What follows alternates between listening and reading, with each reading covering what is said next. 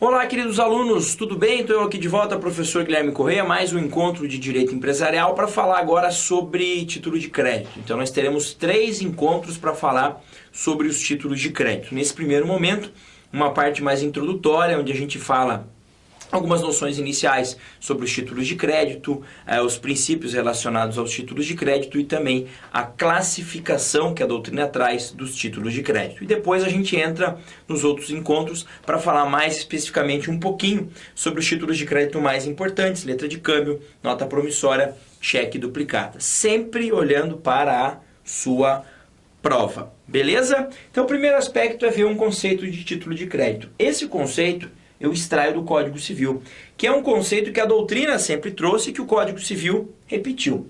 Então, é o documento necessário para o exercício do direito literal e autônomo nele mencionado, tá? Então, esse conceito, ele acaba trazendo, tá? Ele acaba trazendo alguns dos princípios do direito cambiário. O documento, exercício de direito literal e autônomo nele mencionado. A gente vai ver depois que essa questão de exigir que se tenha um documento vai nos levar à existência do princípio da cartularidade, o princípio da literalidade e também o chamado princípio da autonomia. Então o direito cambiário, tá? Isso é importante frisar.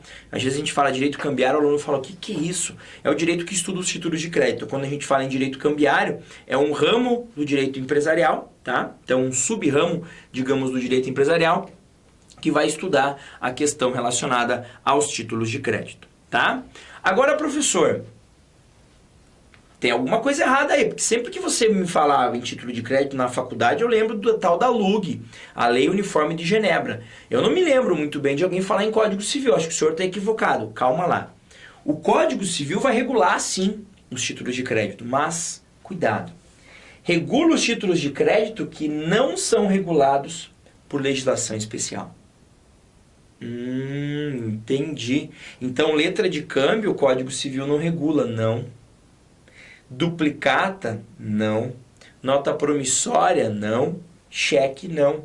Lembrar que letra de câmbio e nota promissória são regulamentadas pela Lei Uniforme de Genebra, né, que tem um decreto 5766633 que introduziu isso no Brasil. 663 que introduziu isso no Brasil. O cheque tem lei específica, a duplicata também tem lei específica. Então, esses 4, nenhum deles são regulados pelo Código Civil?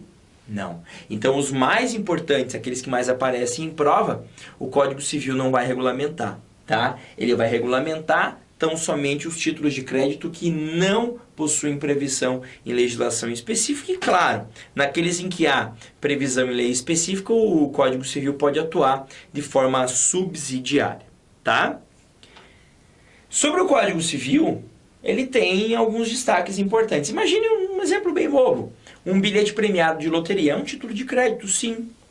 É um título de crédito regulado pelo Código Civil, porque não há uma lei específica que regule o bilhete premiado de loteria. Tá? Então, algumas regrinhas que o Código Civil traz, a gente precisa conhecer. A primeira delas, que aparece no 888 do Código Civil, vai dizer: a omissão de qualquer requisito legal que tire ao escrito a sua validade como título de crédito não implica a invalidade do negócio jurídico que lhe deu origem. Isso é evidente. Se você tem lá um documento que você cria e que aquele documento pode ser tido como título de crédito, nos termos do Código Civil, mas que não possui todos os requisitos para um título de crédito, não quer dizer que a relação jurídica, que o negócio jurídico que deu origem àquilo é também inválido. Imagine que eu tenha lá uma obrigação de pagar quantia e consubstancie essa obrigação num título de crédito. Não quer dizer que se esse título de crédito faltar algum requisito, a obrigação deixa de existir. É mais ou menos o que acontece com alguns títulos executivos extrajudiciais. Por exemplo, eu faço um contrato com você. E você sabe que se esse contrato tiver assinado por 2 testemunhas e por você, ele é um título executivo. Sim, sim. Agora imagine que eu fiz esse contrato com você, eu assinei, você assinou, você se obrigou a pagar uma quantia para mim, está assinada por você, e nós assinamos apenas uma testemunha e não 2. Ele não é mais um título executivo, mas a obrigação que você tem de me pagar Continua existindo. Eu só não vou poder executar. Eu só não tenho a eficácia executiva, porque isso não é um título executivo. Mas a obrigação continua existindo. Ah, não existe obrigação porque uma testemunha não assinou. Não, a obrigação existe. O que não existe é a eficácia executiva dessa obrigação. São coisas diferentes, tá? Segunda regrinha. O título de crédito deve conter data da emissão, a indicação precisa dos direitos que confere e a assinatura do emitente, requisitos básicos. O dia que foi emitido, a assinatura e que tipo de direito vai conferir aqui. É um título de crédito? Sim. Quanto? Qual é o valor? Pronto, essa é a ideia, tá? Considera-se à vista o título de crédito que não contém indicação de vencimento. Então, se não há uma indicação de quando você deve me pagar, presume-se à vista, presume-se na data em que ele é apresentado para o pagamento, tá? Ainda, quarta observação lá do 889 do Código Civil. É considerado como lugar de emissão e de pagamento, quando não indicado no título, o domicílio do emitente. Então, por isso que é importante, você tem que indicar no título de crédito o local em que está emitindo e o local em que deve ser paga, cumprida a obrigação. Se nada for indicado, presume-se que aquele que emitiu, aquele que fez o título de crédito, aquele que se obrigou, presume-se que o domicílio dele é o local do pagamento, tá? E aí, as duas últimas observações, a quinta aqui está relacionada àquelas chamadas cláusulas que, se forem escritas no título de crédito, consideram-se como não escritas, consideram-se como se não existisse. Então, olha lá, cláusula de juros. Não, porque a ideia do título de crédito é justamente documentar um crédito certo, um crédito líquido. Então, eu não posso colocar lá uma cláusula que estipule juros. Tá, professor, mas quando eu for cobrar judicialmente, porque o cara não pagou, eu vou poder, na ação judicial, cobrar juros de mora. Sim, mas aí decorre de uma previsão legal e não do título. Então, se o cara te deve e não pagou, o juiz vai fixar lá 1% de juros de mora, a partir da citação ou a partir da constituição em mora, se de outra forma foi realizada, ok? A cláusula proibitiva de endosso também não pode. O que é o endosso? A gente vai estudar isso melhor na aula seguinte, mas o endosso é o meio de circulação do título de crédito. No endosso, eu crio duas situações, a do endossante, que é aquele que é titular do direito de crédito e transfere para outro. Imagine um cheque. Eu faço um cheque, claro, o cheque não é regulado pelo Código Civil, tem lei específica, mas também é endossável. Eu faço um cheque e nomino para você. Digo, o titular do cheque é você, João, beleza? O titular não, o beneficiário do cheque é você, João. Aí você fala, cara, mas o problema é que eu estou devendo essa quantia para o Antônio. Então, ao invés de eu ir lá, depositar esse cheque na minha conta, ou ir na boca do caixa, sacar o valor, pegar para mim e transferir para o Antônio, eu já vou endossar para o Antônio, tá? E aí a lei, por exemplo, vai prever a forma de endossar. No caso do cheque, seria uma assinatura no verso. No verso eu assinaria aquele cheque, tá? E se eu quiser indicar o Antônio, eu posso assinar e indicar o Antônio como novo credor, que aí seria o endossatário que a gente chama, tá? Então, os títulos de crédito, a grande diferença deles para os outros documentos é que, em regra, eles circulam por endosso, o que é muito mais simples. Endossar essa transferência é muito mais tranquila do que alguns outros documentos, alguns outros créditos que precisam de um documento de cessão civil de crédito, que tem regras mais formais do direito do Código Civil, muito mais complexo de fazer. Então, a grande, digamos, virtude dos títulos de crédito é justamente essa facilidade na circulação desse crédito. E essa facilidade decorre do fato de que essa circulação vai sempre se dar por meio de endosso, tá? Então, uma cláusula que proíba o endosso considera-se como não escrita. Ainda, a excludente de responsabilidade pelo pagamento ou por despesas. Então, a partir do momento que eu emito um título de crédito, eu me obrigo a pagar aquele título de crédito. Então, eu não posso colocar uma cláusula que eu não vou pagar. Ou que se eu não pagar e você vier me cobrar, que você não vai poder cobrar as despesas dessa cobrança. Você protestou o título de crédito, aí tem custas de protesto. Eu vou ter que pagar? Vou.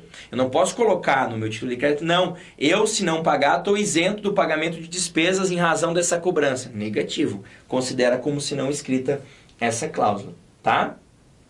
Aqui dispensa a observância de termos e formalidades prescritas, ou seja, se a lei previu algumas formalidades, eu tenho que respeitar. Eu não posso simplesmente retirar essas formalidades por meio de cláusula nesse título de crédito. E aqui, além dos limites fixados em lei, exclua ou restrinja direitos e obrigações. Que eu quero dizer o seguinte, os títulos de crédito já têm um regramento pelo Código prevendo os direitos do devedor, né, e também do credor, assim como as obrigações do devedor. Tá? Tudo isso não pode ser restringido, não pode ser retirado, tá? E simplesmente colocando uma cláusula no título de crédito, tá? E a última observação sobre o regramento do Código Civil sobre os títulos de crédito é que o pagamento do título de crédito que contém a obrigação de pagar soma determinada pode ser garantido por aval, sendo vedado de forma parcial. Isso cai muito em prova. Por quê? Porque na Lei Uniforme de Genebra, na LUG, que regula letra de câmbio e nota promissória, lá o aval pode ser parcial. Agora, se o título de crédito for um dos regulados pelo Código Civil, porque não há lei específica, não pode ter aval parcial. O aval tem que ser total. Agora, professor, o que é o aval? O aval é aquela figura do avalista. É alguém que garante o pagamento daquela dívida se aquele devedor não pagar. Essa é a ideia do aval, tá? O aval parcial é quando eu garanto uma parte da dívida. Você deve 10 mil, tá? E eu vou lá e faço um aval. Você fez uma nota promissória, tá? Se obrigando a pagar 10 mil. E eu avalizo parcialmente essa nota promissória, avalizando a quantia de 8 mil. Se o cara vier te cobrar e você não pagar os 10 mil, tá?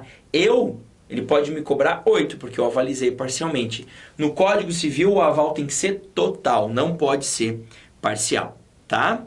Seguindo aí, a gente vê agora os princípios aqui do direito cambiário, ou os princípios do título de crédito. São 3: cartularidade, a literalidade e a autonomia, tá? Cartularidade.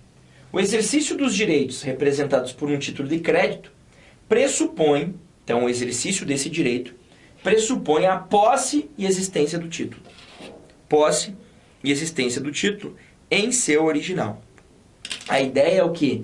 Se eu quero cobrar um cheque, eu tenho que levar o cheque no banco. Eu não posso levar uma cópia do cheque? Não. Por quê, professor? Porque senão eu levo a cópia, mas antes de levar a cópia, eu já transferi o original para uma outra pessoa. Essa outra pessoa vai poder pegar o cheque original e ir no banco e receber. E aí o devedor vai pagar 2 vezes? Claro que não. Então, para exercer os direitos no título de crédito, eu preciso do original. Interessante. Bilhete premiado da Mega Sena. Você tirou uma cópia na tua casa e guardou. E aí no dia do resultado, lá você conferiu, se emocionou, foi pro bar, bebeu e perdeu o original. Vai conseguir receber o prêmio com a cópia? Não vai. Não vai. O cara da Mega Sena vai dizer assim, o Caixa Econômica, o cara da Mega Sena é boa, vai dizer, olha, não vou poder te pagar. Mas é uma cópia autenticada. Não estou dizendo que não é autenticada.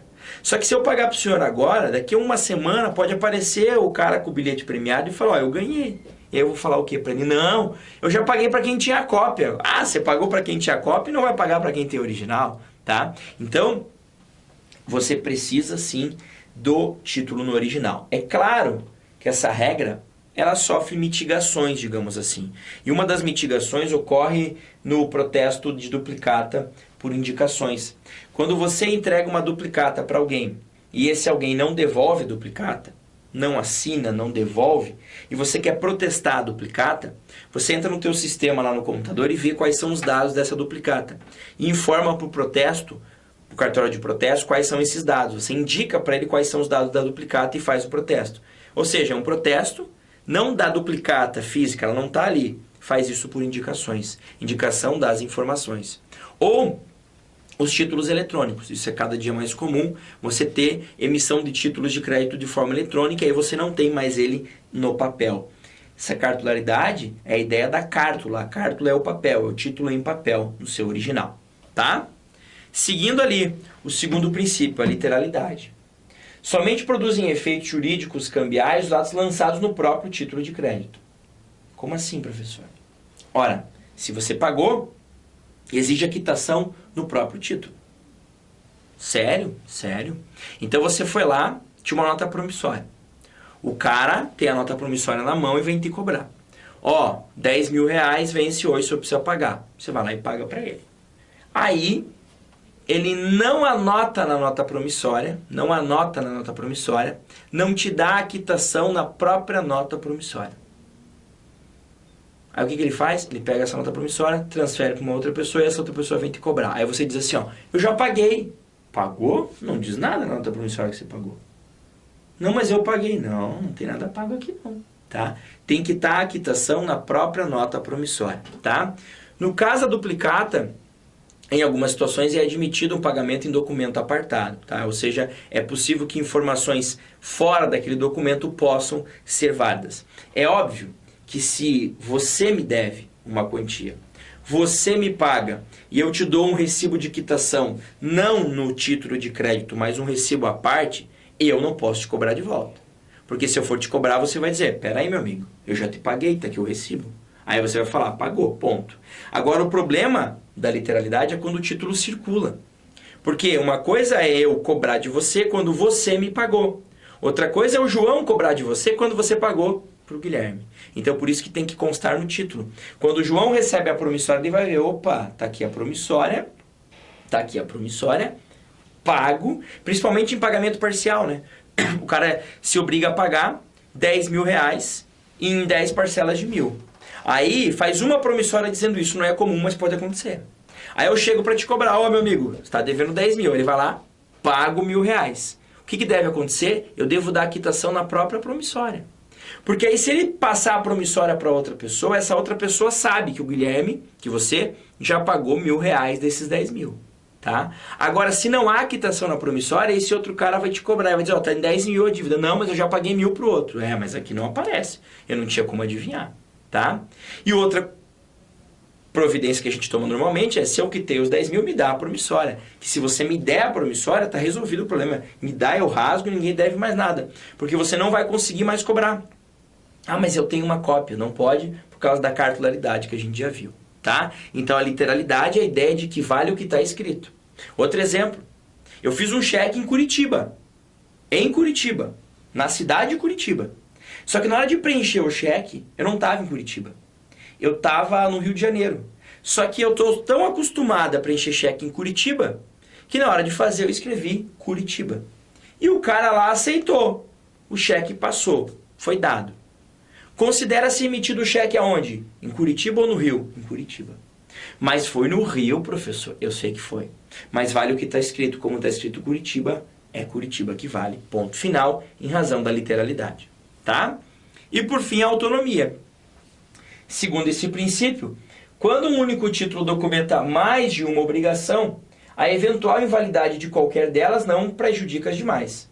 A ideia é proteger a circulação cambial a fim de que terceiros não tenham prejuízo ao receber o título que agora não é pago em razão de vício do negócio jurídico que lhe deu origem. A ideia é separar o que está no título e o negócio jurídico que deu causa. Tá?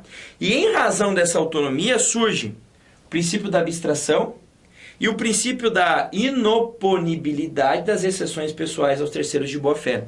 Digamos que esses dois princípios eles se conjugam. Tá? Então imagine um exemplo. Eu compro um carro teu. Tá? E aí a gente combina o seguinte. Ó, como forma de pagamento desse carro, eu vou te dar um cheque de 30 mil reais. Beleza? Beleza. Aí eu vou lá, te passo o cheque de 30 mil. Deu uma semana, o carro parou de funcionar. Aí eu ligo pra você e falo assim, o seguinte, cara, esse carro não tá funcionando. Ele, não sei do que você tá falando, fica quieto, se finge de bobo, muda o telefone, eu não te acho mais. Aí o que eu faço? Ligo pro meu gerente do banco. Seguinte, emiti um cheque de 30 mil reais, tal dia, tal horário, tararana, folha tal, número tal. Ele foi pago? Não foi pago. Então eu quero sustar. Por quê? Ah, tive um desacordo comercial com o cara aqui, papapá, o banco vai lá e susta. O banco não paga o cheque. Aí beleza, só que você fez o quê? Você pegou esse cheque e transferiu pro Antônio. Aí o Antônio deposita o cheque não é pago, porque foi sustado. Aí o Antônio pega esse cheque e fala, peraí, não recebi o 30 mil, eu vou cobrar. Aí vai lá conversar com você, você fala, cara, e o cara lá entra com a ação, cobra dele, não sei o que está acontecendo, papapá, e aí o Antônio entra com a ação contra mim. Eu posso chegar e dizer, olha, seu juiz, eu não vou pagar esse cheque porque eu comprei um carro e esse carro parou de funcionar. O juiz vai dizer, mas e o que o Antônio tem a ver com isso? Nada. Ou seja, você tem uma defesa, exceções é defesa, pessoal contra o cara que te vendeu o carro. Mas não tem nada a ver com o Antônio. O Antônio é um terceiro de boa fé aqui nesse caso. Portanto, você vai ter que pagar o cheque. E eventual prejuízo com o carro, discuta com quem te vendeu e não com o Antônio. Então eu vou dar uma dica para você. Sempre que você emite um título de crédito, você tem que pagar. Salvo, tá? Salvo, claro, se eu tivesse assustado e o próprio comprador do carro viesse cobrar de mim. E aí ele não é um terceiro. Aí eu poderia opor exceções pessoais à falta de pagamento. Agora, quando tem título de crédito, isso circula. Então é muito comum. É muito comum. Você acha que se liberou da dívida porque o cara descumpriu a parte dele. Mas quando ele transferiu o título de crédito, o terceiro de boa-fé tem o direito de exigir de você. Então eu não vou poder arguir nada disso. Eu vou ter que ficar quietinho, pagar o cheque para ele e discutir esse problema do carro com quem me vendeu o carro. Tá? Isso decorre da autonomia, da abstração e da inoponibilidade das exceções pessoais aos terceiros de boa-fé. Tá? Então, lembre-se sempre disso. Quando você emite um título de crédito e ele circula, você não tem mais como argumentar no sentido de que aquele que contratou com você descumpriu o contrato. E por isso você não vai pagar o título. Não, porque o terceiro que recebeu o título não tem nada a ver com essa relação tua com ele. Então você precisa pagar o título para ele e depois discutir com quem te causou eventualmente o prejuízo. Tá? Classificação dos títulos de crédito. A gente tem vários critérios para classificar título de crédito. O primeiro deles é o modelo, vinculado ou livre. Vinculado tem uma forma prevista em lei. Cheque. Gente, quem já viu um cheque? Eu já vi, então. É igual no Brasil inteiro. Eu nunca vi um cheque do Banco da Amazônia, nem sei se existe o Banco da Amazônia. Mas se você me mostrar uma folha, eu sei que é o cheque. Cheque tem aquele modelinho padrão. Folha retangular do mesmo tamanho, com um papelzinho diferente um pouquinho.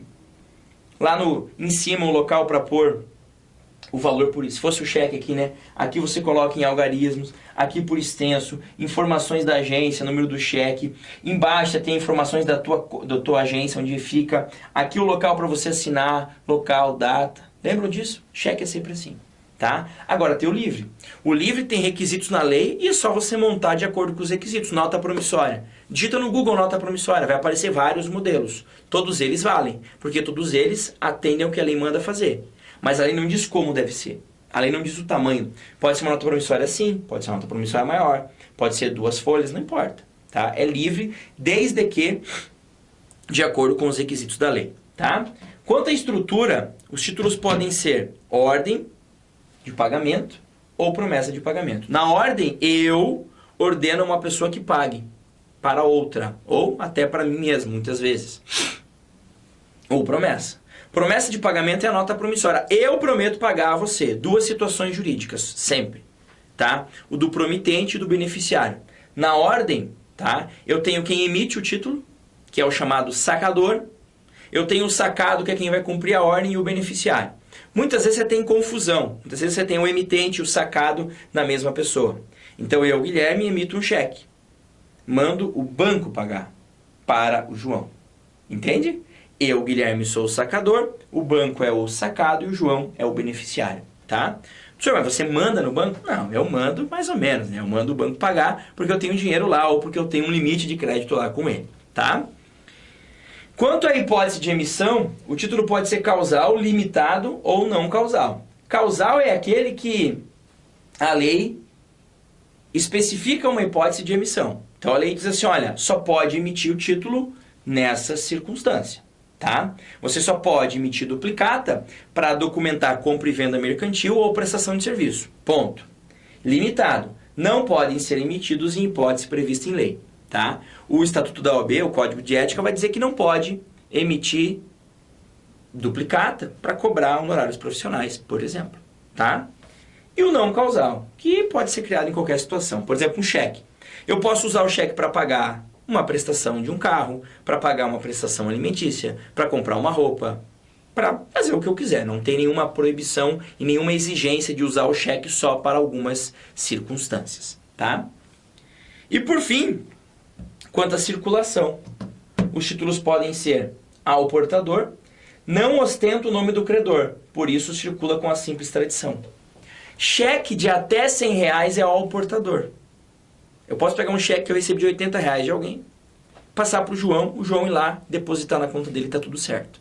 Se for mais de 100, tem que ter o nome da pessoa. Ah, mas eu vi um de 120 que não tinha o nome, mas o banco na hora põe, tá? Fica tranquilo que tem que ter, tá? Ou ele pode ser nominativo à ordem. Nominativo é quando você indica quem é o credor. Então, por exemplo, nota promissória, eu digo, prometo pagar ao João. Tá nominando, tá? Cheque, eu coloco pague-se a quantia de tanto a fulano. Pronto, tô nominando. Beleza? E o que é nominativo à ordem? Nominativo à ordem é aquele que se transfere por meio de endosso. Então, o nominativo, eu coloco o nome do credor e a transferência dele sempre por endosso. O nominativo não à ordem também identifica o credor. Mas aí a circulação não se dá por endosso, se dá por cessão civil de crédito, tá? Em regra, os títulos de crédito no Brasil são títulos nominativos à ordem, onde você tem o nome do credor, o nome do beneficiário, o nome de quem vai receber a quantia e a transferência dele se dará por meio de endosso. E aí, sobre endosso, sobre aval, sobre aceite, a gente volta para falar no próximo bloco. Um grande abraço, bons estudos e até mais.